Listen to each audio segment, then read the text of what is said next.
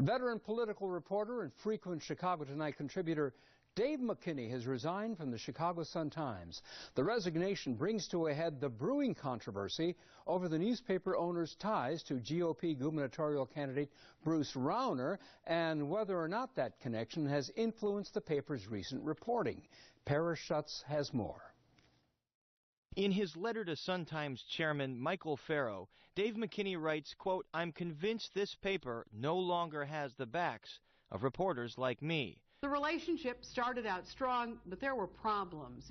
Together with Carol Marine and NBC producer Don Mosley, McKinney 2 weeks ago broke the story of a former executive at a Rauner-backed company who alleges in a lawsuit that Rauner threatened her family and her future job prospects.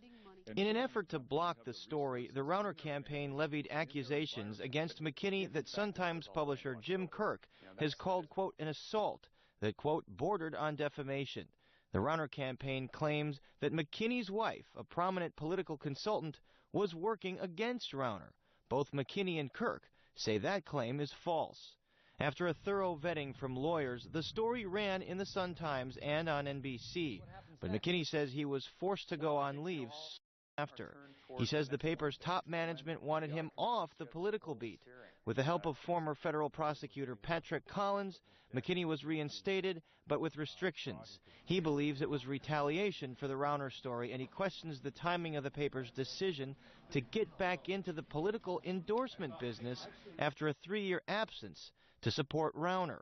But the Rauner campaign tells me today they believe McKinney was compromised once he hired Patrick Collins because they say Collins had gone on record attacking the Rauner campaign. Rauner is a former associate of Sun-Times chairman Michael Farrow and once held a 10% stake in the Sun-Times parent company. In his resignation letter, McKinney writes, quote, "Readers of the Sun-Times need to be able to trust the paper.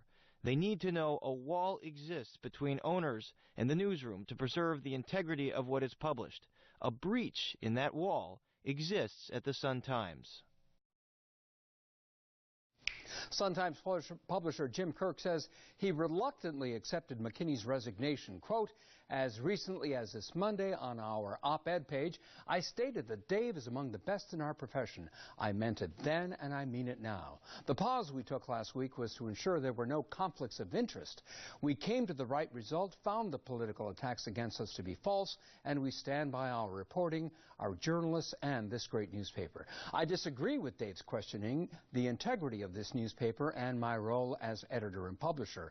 I call the shots. While I've been here, our ownership and management have never quashed the story, and they have always respected the journalistic integrity of this paper."